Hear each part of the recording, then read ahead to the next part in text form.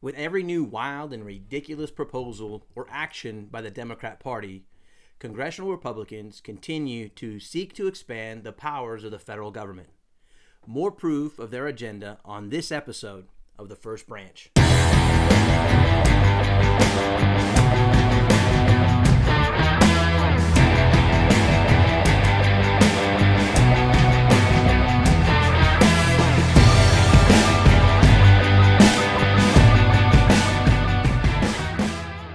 Before we get into this week's episode, I have to issue an apology.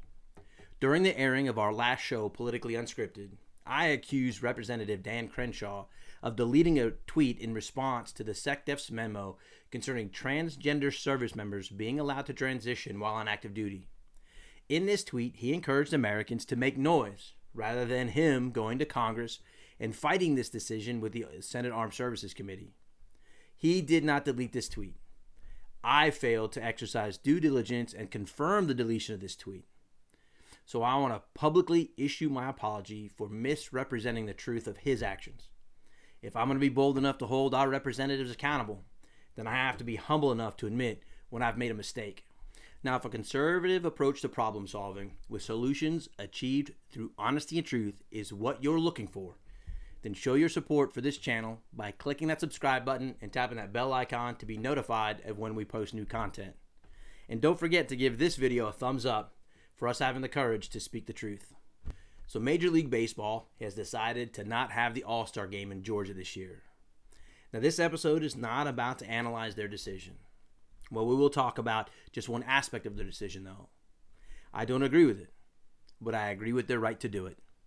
They are a private company and their directors have the right to make decisions based on the best interest of their company. So if they choose to leave Georgia and make a political statement in the process, they have the right to do so. And they can do so whether I, you, or anyone else agrees with them or not. It's their company. We do have a choice to spend our money on their product, or we can take our business elsewhere. Personally, I do not spend any of my money on the NFL, MLB, NHL, or any other professional sports leagues merchandise. Sports team memorabilia that I do have, it was all gifted to me. And that's just because the prices of their products are way more than I wish to spend, especially knowing how much professional athletes already get paid. So there's enough of commentary on the discussion of Major League Baseball. It's hard this day and age, but I'm really trying to keep this channel from becoming just another political commentary show. There are enough of those types of people out there already. I want to keep this channel focused on actual problem solving. As problem solvers, we have to identify the issue, frame the problem in context, and then measure the outcomes against the truth. And it is in this process that the Republican Party has been failing. It fails to properly identify the real problem. And because their foundation is flawed, the rest of their analysis and their solutions fail to achieve their stated goals. We have already produced an episode sharing how term limits won't end corruption. And that's because the two-party system is what's corrupt. We have also shared how Republicans have suggested that building a wall will stop the influx of illegal immigrants. Yet the federal government maintains the authority to determine immigration laws. And so once again, the leftist-driven public market has made an error in judgment. That being the MLB choosing to politicize its decision-making process, which it has the legal right to do. But they chose to go political, and there are fans that don't share their political slant. So the MLB has chosen to make a political statement. Now the fans have responded, with many conservative fans posting on social media how they'll no longer give their money to an organization that does not represent them. And they have the right to do that as well. It's the free market in action. And that's what I truly love about this country. It's a relationship between the company and the people, and both have a voice. This is exactly why I love the free market so much. But in walks another Republican golden boy to ruin it once again. And because he's a Republican, all the decisions he makes are true representations of the conservative values here in America. Can you hear the sarcasm dripping from my lips? Once again, Senator Cruz comes to the rescue with another amazing proposal of utmost importance to the conservative movement. And it must be acted on swiftly for fear of a hijacking by the liberal establishment to infiltrate the free market. And what is his proposal to prevent big government from this infiltration? Well, it's expanding the powers of big government. That's right. He wants to protect the free market by inserting greater federal control into the market through antitrust laws. Look, we need antitrust laws.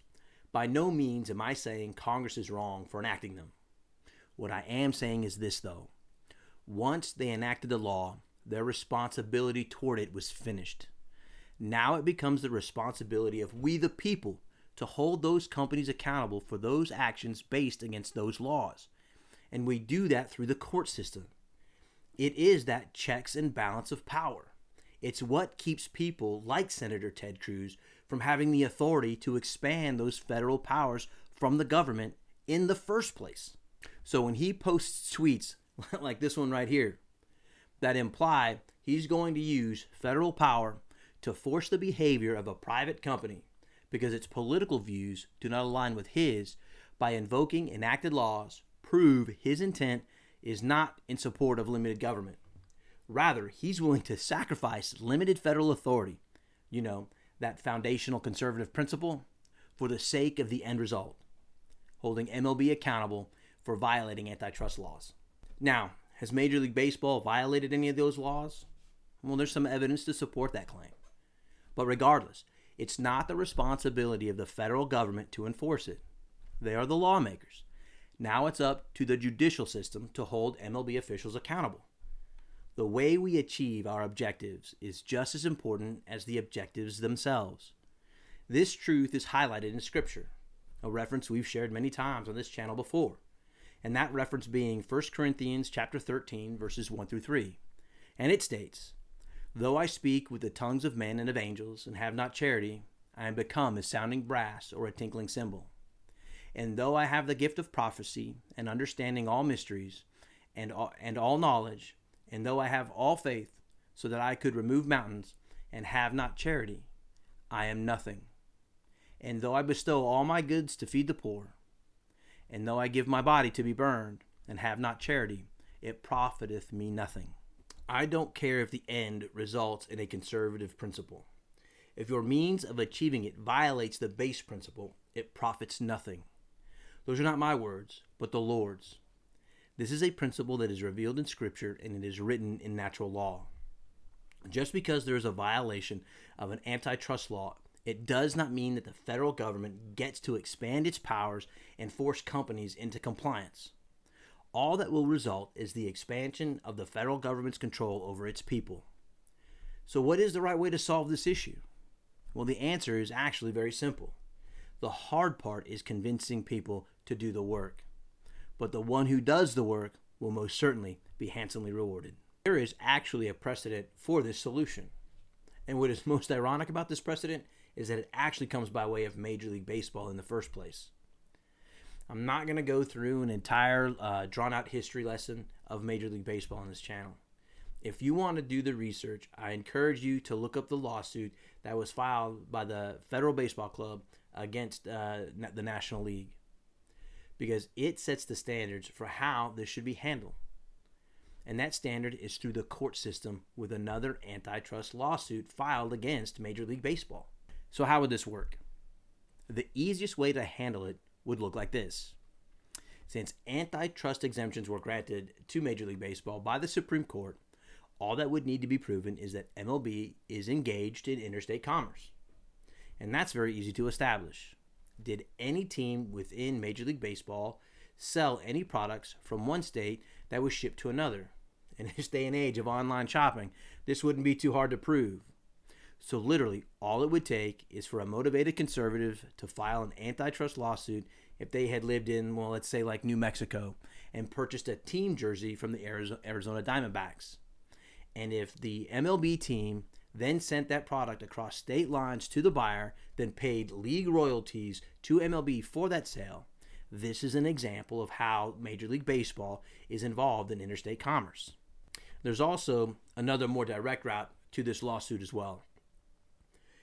If a buyer is to jump online, let's say that they're from the state of Georgia, and they go to the MLB.com website, and they purchase directly from the league itself, and if that item is shipped from a different state of manufacturing, where the manufacturer has received payment, and then that item is shipped across state lines to Georgia to the buyer's home, the league has participated in interstate commerce directly. This does not have to be done by the federal government. All that needs to happen is for someone to file an antitrust lawsuit in court. And here's an awesome fact about this process. The one who has the courage to do this stands to make a tidy penny in the process. This idea right here should wet the lips of every red-blooded, free-market conservative in this country, because it is that easy. But to keep big government from continuing to usurp our rights, we have to exercise them.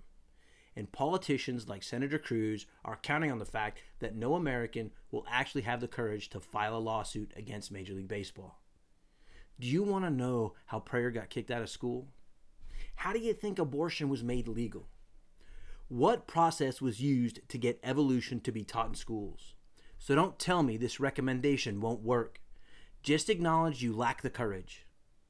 So to any conservative in America that disagrees with Major League Baseball's decision and has the ability to prove they bought products from the league and those products were shipped across state lines, has a case against them for violating antitrust laws.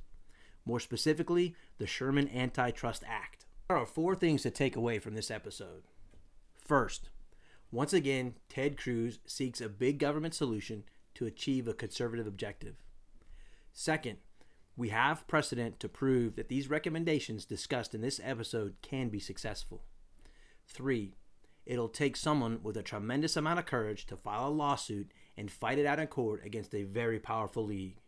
And the fourth and final takeaway is that we cannot leave it up to the Republican Party to try and expand government power in hopes of achieving a perceived conservative objective. So please, if you call yourself a conservative, then contact Senator Cruz's office and let him know we are not interested in Congress expanding its power to solve this problem with Major League Baseball. We need to tell him, yo bro, we got this one. This needs to be solved by the people and not by politicians.